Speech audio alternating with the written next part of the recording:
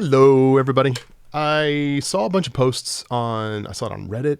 I saw it on a couple Facebook groups for Elektron, and I saw some posts on some of the forums out there. Elektronauts. A lot of people ask the question, what's the best way to use the Octatrack with other Elektron devices and sync them all up so that they work together harmoniously? And I think, one of the benefits of working within the Elektron ecosystem is not only the familiarity. Once you learn how to use these devices, they're all pretty much the same, so you can kind of get in and do stuff really fast with them. But more importantly, just how easy it is to set them up to work together. And it is easy once you figure it out. It took me a while to figure it out, and clearly there's some folks that are new to the Elektron universe that haven't figured it out yet, and I haven't seen a whole lot of videos out there talking about this specific setup, so I thought I would just put a video together and walk you guys through what I've got. And this is, the great thing about Elektron devices, there's no one right way to do it, particularly the Octatrack, because it is pretty it's kind of like a Swiss Army knife. It just does a lot of things, and there's not really a right or wrong way to do them. This is how I do it, and there might be a better way out there. If there is, please let me know in the comments below, but I like this way.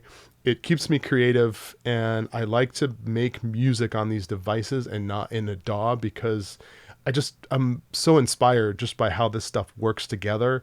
And I really enjoy taking samples and drums and synths and just mixing them all together using this device and this process. So here goes. So I've got the Octatrack set up, and a couple of things that you need to do beforehand in order to get everything synced up. And that is, I've got the Octatrack, and I've got 4 music devices. I've got a Digitakt, a Digitone, I've got a Syntakt, and I have an Analog 4, all going into the 4 inputs on the Octatrack. I have the main outs from the Octatrack going into an analog heat, because I really like the post-processing on that. It adds a nice, kind of beefy sound to it. And then the outputs, I go stereo out from the analog heat into a mixer. Why do I use a mixer? Because I use the Q outs on the Octatrack to send to a reverb device, because I absolutely hate the reverb that comes out of the Octatrack. All right, I'm rambling. All right, so how we have it set up on the Octatrack. I have, right now I've got track 1 is the Digitakt. That's what I've denoted as a DT. It's coming in through input B, right? Over here in track 5, I've got the Digitone coming into input A. These are all through machines. Track 6 is the Analog 4 coming into input D on the back here. And then track 7, that was track 6. Track 7 is the Syntakt coming into input C. So A, B, C, and D, all 4 devices all coming in. Yes, I don't get to use them as stereo devices, which kind of sucks. But you know what? There are other things you can do to pump them back out and get stereo. For example, the chorus on the Octatrack is actually pretty good. So if you want to add chorus to like a Digitone or a synth or something like that, you can do it using the 2 effects channels for each track on the Octatrack, and I think it sounds really great. Or if you want to, you can use the Q out, send it to a chorus and then to a reverb. I just send the Q out to a reverb, and then it allows me to control, I can dial in per track how much of that track I'm sending to the reverb. And then I send the reverb out to a mixer, and I'll display all that on the screen if you're not seeing it already. All right, so tracks 2, 3, and 4 I use for samples. So I like to use the Octatrack as a sampler more than the Digitakt, simply because I just like the manipulation features, the lo-fi effects per track on the Octatrack I really like, and I find myself using it quite a bit. So it really just kind of dirties up tracks and make them sound old. I'm kind of into old and music that sounds like it came off either a record player or a cassette deck from like the 70s and 80s. So so that's just kind of what I do. So I'll play this track, and then I'll kind of walk through how it's all coming together on the on the Octatrack. So in fact, I'll just walk you through it. It's an okay track, but it really highlights kind of some of the features here. So I've got the arranger pulled up, and you can see if you're not using the arranger, you're just totally missing out on one of the most powerful aspects of the Octatrack, and that is the ability to coordinate a bunch of devices into a song.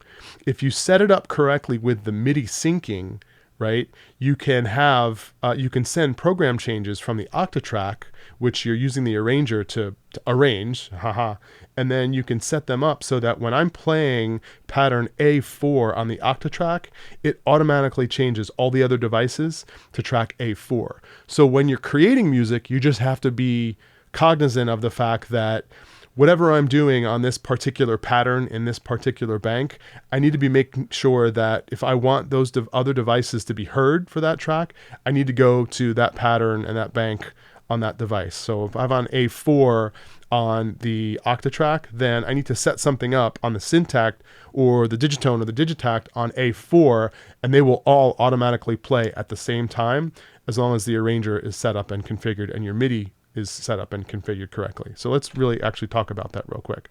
So if I go to MIDI and then I go to sync, you can see I've got transport set to send. I've got clock set to send. So whatever my tempo is on the Octatrack, it sends it to all the other devices to keep them in sync. And then I've got program change set to send. And I'm sending it to a specific channel. That happens to be channel 14.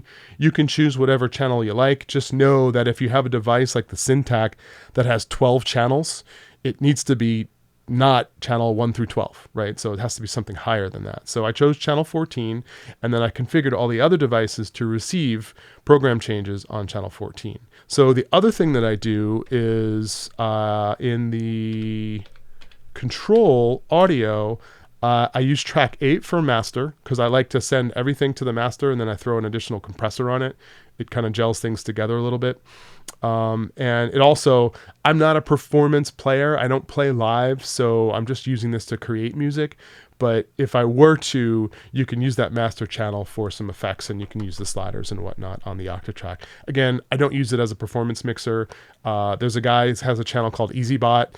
The dude is phenomenal when it comes to using the Elektron devices as performance devices and actually playing live with them. That's just not me. I'd much rather spin it on a turntable than have to deal with coordinating all these devices. And then I think MIDI is such a shitty technology that's probably 20 or 30 years old at least by now. So I wouldn't want to rely on it in front of a large audience because it's prone to error. And then it's also prone to slippage. Like if you ever play a device and sync them up using MIDI, you'll see the other devices are at like 89.9 or 91. It never really hits on the exact tempo that you want. And if you want to, there are devices you can buy. It's like an additional device you have to put in your chain to like sync everything up. I'm just not into that. It's just too much work. So yeah, just using it to create music. Anyways. All right, hold on. Editor Dave here. I just realized that I forgot to mention how you set up the cue to send to the reverb.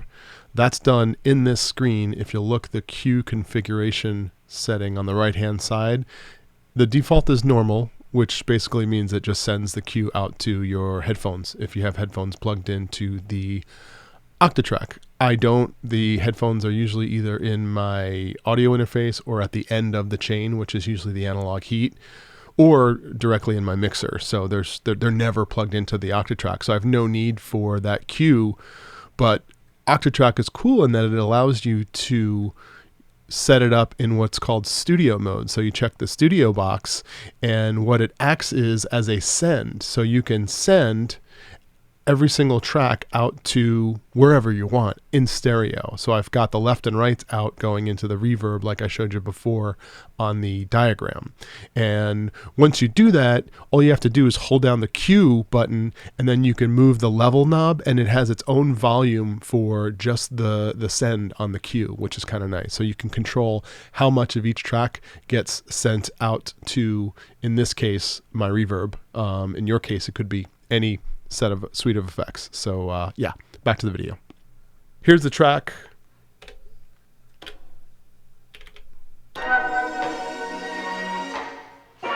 And just to show you what's going on, I've got some samples on track 3 and track 4.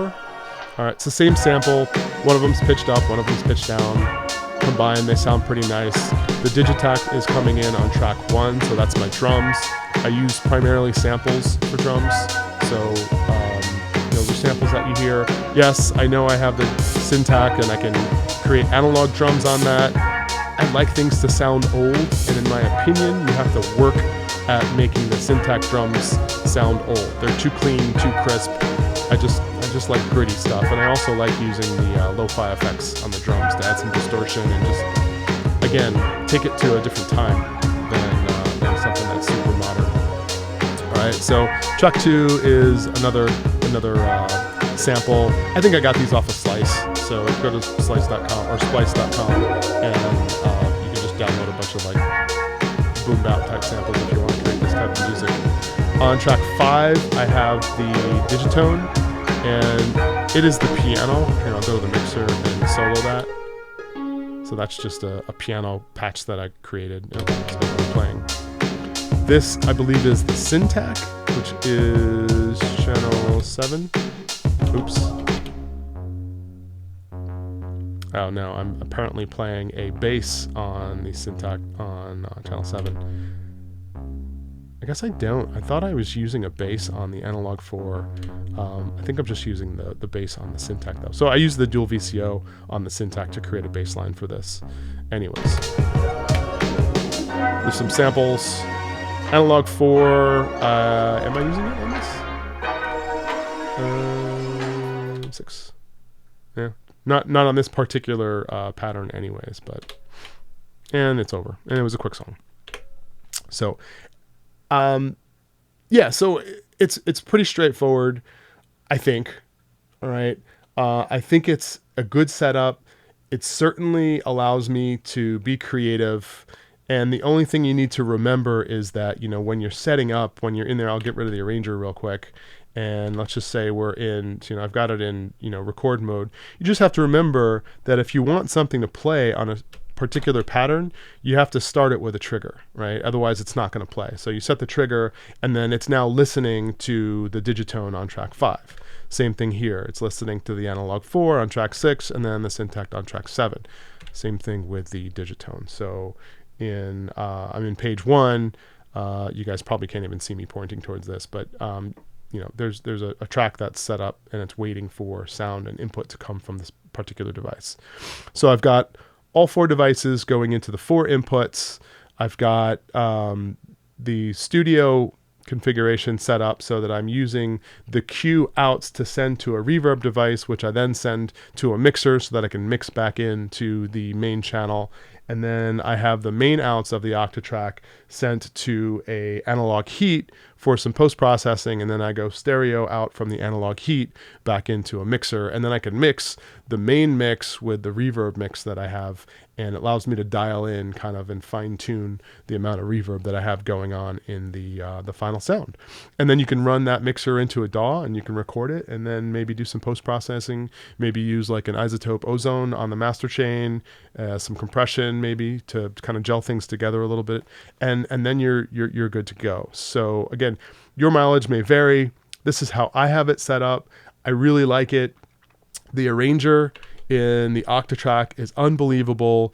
It allows you to pull in whatever patterns you want and then program them in such a way that you can also mute different tracks. So if I don't want the drums to appear in my first segment of my song, I just mute track 1, and then I don't have to worry about the Digitakt being heard audibly on my mix, on my arrangement. So, and then you basically can just take that and run with it. So you set up all of your different patterns. Again, just making sure that pattern 1 on your Octatrack matches what you want to hear on pattern 1 from all the other devices. Pattern 2, same thing. You can copy paste patterns and then change them and then bring them in and out of this using the arranger. And then you can use your mutes, your track mutes, in order to be able to pull in and out certain effects and certain tracks at different times. I love this. I think it's intuitive.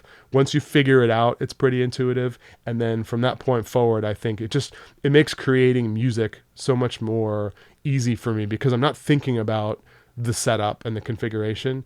You set it up once, maybe you save it to a template so that every time you want to start a new song, you can just load it on the Octatrack, and then you just kind of run with it. The only other thing that I think is kind of a pain in the butt is you have to create. So when I create a new song, and I'm not even going to talk about parts on the Octatrack because they're confusing as hell.